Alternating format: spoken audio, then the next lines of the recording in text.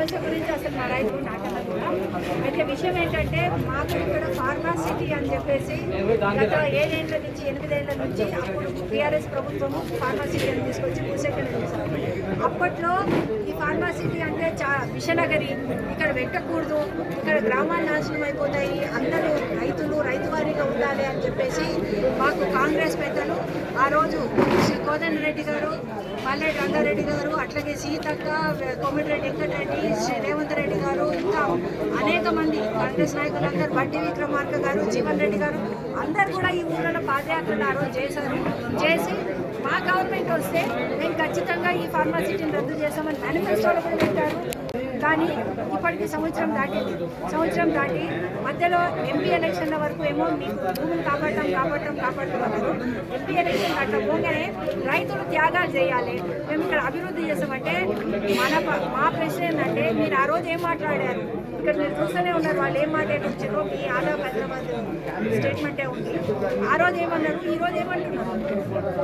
ఆ రోజు ఇచ్చిన మాట ఈ రోజు ఎందుకు నిలబెట్టుకోవడం లేదు?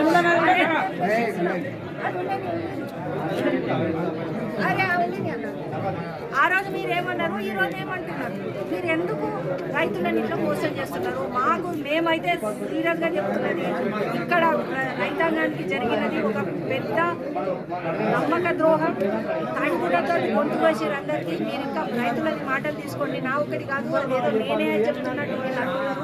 ఇది ప్రతి ఒక్కళ్ళ కడుపు బాధ. ఈ కడుపు బాధ ఏంటంటే మీరు ఆ రోజు ఏమన్నారు, ఆ రోజు ఈ ఫార్మాసిటీ అంటేనే చాలా భూతము.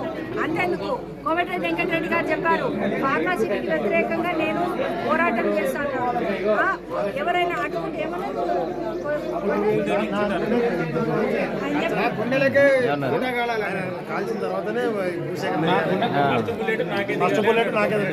మరి గెలిచాక వచ్చాడు. మేము సెక్రటేరియట్కి వెళ్ళి వాళ్ళకి లెటర్లు ఇచ్చి వచ్చామండి.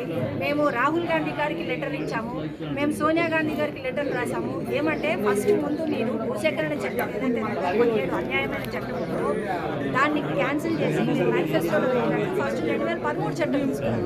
అది న్యాయమైన చట్టం. దాన్ని తీసుకురాకుండా ఇప్పుడు ఆల్రెడీ ఫార్మాసిటీ భూములకు స్టేలు ఉండగా ఆ స్టేని వీళ్ళు కూడా అమలుపరచారు. వాళ్ళు అమలుపరచలేదు. ఆ రోజు అది అన్యాయం అన్నారు, మాతో కలిసి వచ్చారు. ఈ రోజు వీళ్ళు కూడా అమలుపరచట్లేదు. అది అమలుపరచకుండా మళ్ళీ కొత్తగా ఫ్యూచర్ సిటీ ప్రాజెక్ట్ కోసం, రోడ్డు కోసం మళ్ళీ అదే 2017 చట్టం ప్రకారం నోటిఫికేషన్ ఎట్లా వేస్తారండి? అంటే మీరు మేనిఫెస్టోలో పెట్టారు కదా 2013 చట్టం తీసుకొస్తామని, ఆ చట్టం తీసుకురాకుండా మళ్ళీ కొత్త భూసేకరణ ఎట్లా చేస్తారు? ఏంటంటే ఎవరు వచ్చినా కానీ కేవలము భూములు తీసుకోవాలి అనే ఒక ఉద్దేశంతో తప్ప ఎవరు కూడా రైతాంగాన్ని బతికించాలని మాత్రం ఎవరికి లేదండి. ఇది ప్రజలందరూ తెలుసుకోవాలి. అంటే దాదాపు 13,000 ఎకరాలు వాళ్ళు అఫీషియల్గా తీసుకున్నట్టు సమాచారం. అయితే అందులో కూడా చాలా స్టేలు ఉన్నాయండి. మా మండలం ప్రకారము మొత్తం 9,000-10,000 ఎకరాలు ఉంది.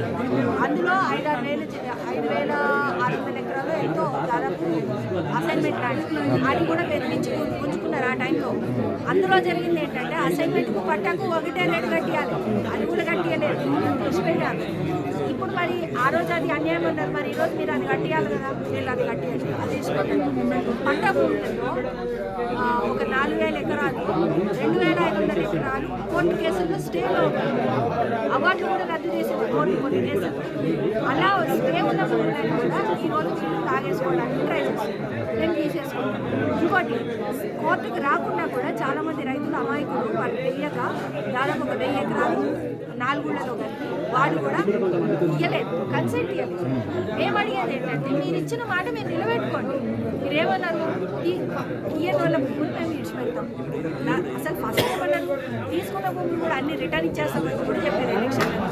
మనం అది అడగట్లేదు. సరే డబ్బులు తీసుకున్న తీసుకున్నారు, కానీ ఎవరైతే స్వచ్ఛందంగా ఇవ్వలేదో మీరు ఇచ్చిన మాట ప్రకారం వాళ్ళ భూములు విడిచిపెట్టండి. మాకు ఇక్కడ ఫార్మాసిటీ రావద్దు, వ్యవసాయానికి అనుకూలమైనటువంటిది ఏదైనా మీరు తీసుకురండి. ఉదాహరణకి ఇక్కడ మాకు గంటా ఫుడ్స్ అంటే అందులో చాలామంది పని దొరుకుతుంది. వాళ్ళు ఏమంటారు, ఫుడ్ ప్రాసెసింగ్ యూనిట్ మీరు అట్లాంటిది ఏదన్నా ఇక్కడ పెడితే ఉన్న రైతులు కూడా బెనిఫిట్ అవుతారు కదా, ఉన్న ప్రోడక్ట్స్కి వాళ్ళకు కూడా ఒక మార్కెట్ వస్తుంది. అట్లాంటిది ఎందుకు ఆలోచించదు ప్రభుత్వం? ఎంతసేపు ఆ ఫార్మా అయితే వాళ్ళ ఏఐ తీసుకొస్తామంటున్నారు. ఏఐ తీసుకొస్తే, ఆర్టిఫిషియల్ ఇంటెలిజెన్స్ తీసుకొస్తే, నేను ఇక్కడ ఉన్న పోలీసు వాళ్ళకి అడుగుతున్నా, రేపు ఆ ఏఐ వస్తే మీ ఉద్యోగాలు కూడా ఊసిపోతాయి. అది వాళ్ళకి తెలుస్తలేదు. సో ఈ అదే మరి మీరు అడగాల్సింది, మీరు వాళ్ళే అడగాలి. ఇప్పుడు మేము ఒక నిమిషం పర్మిషన్ కాదు, పర్మిషన్ అవసరం లేదు. 100-200 అంతే, పోలీసులు 10 మంది దాకా ఉన్నారు, ఎక్కువే ఉన్నారు. అయ్యో మీకు అది కాదు, వాళ్ళే చట్ట ఉల్లంఘనలు చేస్తున్నారు. ఎట్లా మాకు స్టే ఉంది, స్టే ఉన్న భూముల్లో ఎవరు రాకూడదు, స్వాధీనపరచుకోకూడదు అని మొత్తం 4 ఊర్లకి స్టే ఉంది. స్టే ఉండగా వీళ్ళు సాయిల్ టెస్టింగ్ అని చెప్పేసి ఊర్లలో జబర్దస్తిగా దిగి మన రైతులు తండా వాళ్ళు ఎంత ఉంటారంటే 50 మంది ఉన్నారు. పట్టి మనం 10-20 మంది వెళ్ళారు అడ్డుకోవడానికి. సార్ మాకు స్టే ఉంది, ఇది కంటెంప్ట్ అవుతుంది, మీరు వెళ్ళొద్దు అంటే 200 మంది పోలీసులు పెట్టించి వజ్రా టీంలో దిగి బెదిరించి మరీ చేసుకుని పోయారు. మేము కంటెంప్ట్ అవుతోందని చెప్పి ఏసీపీకి ఇచ్చాము, కలెక్టర్కి ఇచ్చాము, లెటర్లు ఇస్తే అస్సలు బేఖాతరు చేసి 3 రోజులు 4 రోజులు వాళ్ళు పని చేసుకుని వెళ్ళారు. ఇది ఇంకా ఘోరంగా ఉందండి. టీఆర్ఎస్ టైంలో కనీసం మేము కంటెంప్ట్ అవుతామని ఒక లెటర్ కోర్టు ఆర్డర్ ఇస్తే వాళ్ళు వెళ్ళిపోయారు. మీరు అట్లా చేస్తలేరు. నేను కంటెంప్ట్ ఉందంటే నువ్వేం చెప్పేది మాకు అన్నట్టు. అంత ఘోరంగా పోలీస్ రాజ్యం నడుస్తుంది. ఈ రాజ్యంలో పోలీస్ రాజ్యం, పోలీస్ వ్యవస్థ వస్తుంది. ఇది ప్రజారాజ్యం కాదు, ప్రజా పాలన కాదు. ఇది ఒక పోలీస్ వ్యవస్థ, పోలీస్ రాజ్యమే నడుస్తుంది. ఇంకోటి ఈరోజు మీటింగ్ గురించి అంతకుముందు మేము కేవలం 15 మందిని 15 మంది ఊళ్ళలో ప్రచారం చేసుకుంటూ తిరుగుతున్నాం. అది మీరు చెయ్యొద్దు అంటూ ఈసీఐ గారే వచ్చారు, థర్డ్ పార్టీ పక్కమూరు. అక్కడికి వస్తే మేము అడిగాము, సార్ దీనికి అవసరం లేదు, పర్మిషన్ అవసరం లేదు, రాజ్యాంగబద్ధంగా చేసుకోండి. నేను మీరు చేయడానికి తెలియదు. లగచారులు అయినప్పటి నుంచి మీరు అంటే మేము 6 ఏళ్ల నుంచి చేస్తున్నాం. మేము 2000 మందితో పాదయాత్ర చేసాం. ఒక్క ఇన్సిడెంట్ కానీ ఈరోజు ఎందుకు అవుతుంది అంటే లేదు, మాకు అవన్నీ తెలియదు, మీరు చేయడానికి తెలియదు. లేదు ఆర్డర్ చూసి సిపి ఆర్డర్ ఇచ్చాడు, ఆర్డర్ కాపీ చూడమంటే ఆర్డర్ కాపీ మనకి పిఎస్కి రావాల్సింది. పిఎస్కి తీసుకుపోయి మా మీద కేసులు పెట్టడానికి ట్రై చేశారు. మళ్ళీ స్థానిక ఎమ్మెల్యే గారు ఫోన్ చేసి అంటే అది కరెక్ట్ కాదండి, అది మానేసారు. తర్వాత మీరేం చేసినా మాకు ఇన్ఫార్మ్ చేయాలి. సరే మంచిదని చెప్పి మేము పర్మిషన్ తీసుకోవాల్సిన అవసరం లేదు రాజ్యాంగపరంగా. అయినా సరే మేము లెటర్ రాసి ఇచ్చాము, ఏంటి ఫలానా రోజు ఈ నాన్నగారు ప్రచారం చేసుకున్నాను ఇస్తే ఏసీపీ నుంచి లెటర్ వస్తుంది, సారీ యూ కెనాట్. నాకున్న పవర్స్ ప్రకారం నేను నీకు అలో చేయను. దాంట్లో ఏ చట్ట ప్రకారం వాళ్ళు వ్యతిరేకిస్తున్నారు, ఏ సెక్షన్ ప్రకారం వ్యతిరేకిస్తున్నారని ఏమి రాయలేదు. కేవలము నాకున్న పవర్స్ విషయం నేను మాట్లాడి. అప్పుడు మేము హైకోర్టుకి వెళ్ళాం. హైకోర్టు ఏం చెప్పింది, అసలు ఇట్లా రాజ్యాంగబద్ధంగా వచ్చిన ఆర్టికల్ 1921 ప్రకారం ఇచ్చిన భావ స్వేచ్ఛ హక్కుని మీరు కాదరాయడం తప్పు అని రాసింది చాలా క్లియర్గా. అంతేకాకుండా వాళ్ళకి ఎటువంటి ఆటంకం కలిగించదు. ఆయన ఎంతసేపు ఏమంటాడు, మీరు ఫుల్ మార్చ్ చేసుకుంటున్నారు, మీరు కర్మంతరాలు పంచుకుంటున్నారు, అదే చేస్తారు. అంటే దానికి దీనికి ఏమో ఒక అవగాహన కార్యక్రమం చేసుకోవాలి. ఏ కార్యక్రమం చేసుకున్నా అసలు పర్మిషన్ అవసరమే లేదు. మరి అయినా సరే మొన్న మేము లెటర్ తీసుకెళ్ళి ఇచ్చారు మన వాళ్ళు, మా వాళ్ళు చెప్తారు, సందీప్ చెప్తారు, లెటర్ తీసుకెళ్ళి ఇస్తే మీరు మేడిపల్లిలో పెట్టుకోకూడదు, నానక్నగర్లోనే పెట్టుకోండి. సరే మంచిది. నేనన్నా అసలు ఎక్కడ పెట్టుకోవాలనేది వాళ్ళు నిర్ణయించుకోండి, మనం నిర్ణయించుకోవాలి. కానీ వీళ్ళు ఏం చేస్తారు, సరేలే సార్ నానక్నగర్ రాస్తే ముందు తీసుకొని తర్వాత అంటాడు ఏసీపీ దగ్గర పోవాలి. ఎందుకు వెళ్ళాలి అసలు ఏసీపీ దగ్గర? ఎందుకు వెళ్ళాలి? నన్నేమో డీసీపీ దగ్గరికి వెళ్ళాలంటే ఎందుకు వెళ్ళాలి? ఏమైనా ముద్దాయిలం, ఏమైనా క్రిమినల్సా? మేము ఎందుకు పోవాలి సార్ వాళ్ళ దగ్గరికి? వాళ్ళు ఈరోజు వచ్చి ఆయన అదే పంచాయతీ పెట్టుకుంటున్నాడు. నేను నీకు ఫోన్ చేస్తే నువ్వు ఫోన్ తీయవు అంటే నేను ఎందుకు తీయాలి? నాకేం సంబంధం? మేము మీకు ఇన్ఫర్మేషన్ ఇచ్చాము అఫీషియల్. ఈరోజు వచ్చి ఎంత అబద్ధాలు ఆడుతున్నారండి? మాకు అసలు ఇన్ఫర్మేషన్ ఇవ్వలేదు. వాళ్ళు 2 సార్లు వెళ్ళారు పిఎస్కి లెటర్ ఇవ్వడానికి. వాళ్ళు రిజెక్ట్ చేసి లెటర్ తీసుకోకుండా, దానికి ఎక్నాలజ్మెంట్ ఇవ్వకుండా మీరు పోయి ఏసీపీ దగ్గరికి వెళ్ళియండి, మీరు పోయి ఏసీపీ దగ్గరికి వెళ్ళియండి అంటే ఎందుకు ఇవ్వాలి? ప్రాసెస్ ఏంటి? నువ్వు ఎదురుగుండా ఉన్న సిఐ అసలు ఇవ్వాల్సిన అవసరం లేదు కోర్టు ఆర్డర్ ప్రకారం. అయినా సరే మేము మర్యాదపూర్వకంగా మీకు ఇన్ఫర్మేషన్ ఇస్తున్నాం, ఒక అఫీషియల్గా లెటర్ రాసి ఇస్తున్నాం. రాసి ఇచ్చిన దాన్ని నువ్వు తీసుకోకుండా ఈ రోజు వచ్చి నాకు అసలు ఇన్ఫర్మేషన్ ఇవ్వండి, ఇన్ఫర్మేషన్ ఇవ్వకుండా ఎందుకు పెట్టుకుంటారు? అసలు ఆయనకు తెలుసా చట్టం, ఆయనకు తెలుసా రాజ్యం? ఎందుకు మాట్లాడాలి? మీ మీద అందరి మీద కేసులు పెడతాము, క్రిమినల్ కేసెస్ పెడతామని కూడా బెదిరిస్తున్నాం. ఇప్పుడు ఉన్నారు ఇక్కడ ఇక్కడ ఉన్నారో తెలియదు. Okay. వాట్ ఎవర్ అంటే మీ మీద కేసులు పెట్టించేస్తాము, మేము ఇది అది చేస్తాం ఇది చేస్తామంటే పెట్టుకోండి అని చెప్పి. ఇది this is what the situation is here. అసలు మేము గతంలో 6 ఏళ్ల నుంచి ఎన్ని పాదయాత్రలు చేశాము, వందల మంది అక్కడ మీర్ఖాన్పేట నుంచి అన్ని ఊర్లు తిరుక్కుంటా కేవలము పిఎస్ వాళ్ళకి ఇన్ఫార్మ్ చేసేవాళ్ళం, మేము ఫలానా పాదయాత్ర చేసుకుంటున్నాము. మేము ఇక్కడ ఈ మేడిపల్లి నుంచి ఆర్డీఓకి రెండు రోజులు 2000 మంది వెళ్ళామండి.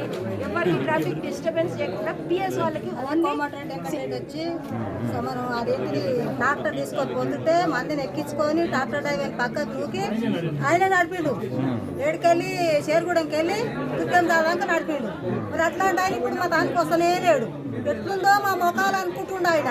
కానీ పట్ట భూములు మా భూములు ముందుకుంటే మేము ఇస్తామా? 3 పంటలు పంటాయి, మాకు 2 పంటలు పండాయి. అన్ని మురికి నీళ్ళు తాగేటోళ్ళే పట్టణంలో ఉండేటోళ్ళు, చాలా నీళ్ళు తాగేటోళ్ళం మేము. మాకు కాలు చేతులు వంకర లేవు, కాలు చేతులు మంచిగానే ఉన్నాయి, మేము పిల్లలు మంచిగానే ఉన్నాం, మేము మంచిగానే బతుకుతున్నాం. ఏంటన్నా వకీళ్ళు జడ్జీలు అక్కడ జాబులు చేస్తారంటే ఏం తింటారంట?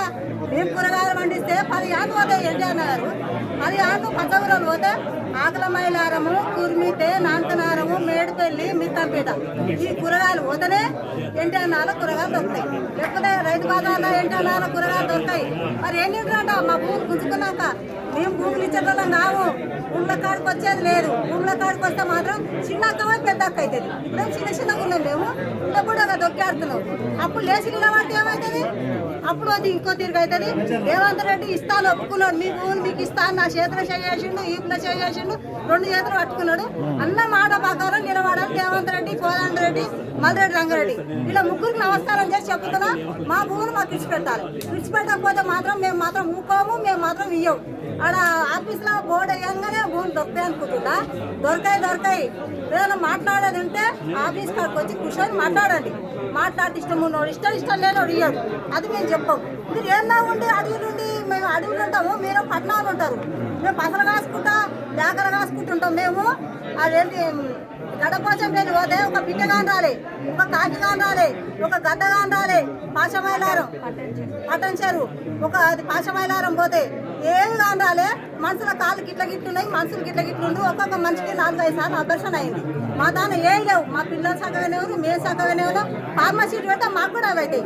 ఫార్మసీట్ పెట్టద్దు. ఒక ఆయన నిలుచుకొచ్చి ఎట్లున్నాయా మీరు అంటే, నేను 50 ఏళ్ళు కూడా బతుకుతలేనమ్మా, 40 ఏళ్ళు అదే చచ్చిపోతా అని చెప్తుండు. 200 కూలు దొరకలేదు వాళ్ళకు, 200 కూలు దొరకలేదు. పిక్చర్ కాకులు రోడ్ పండు వేయటివి, అవి కప్పలు కూడా లేవు.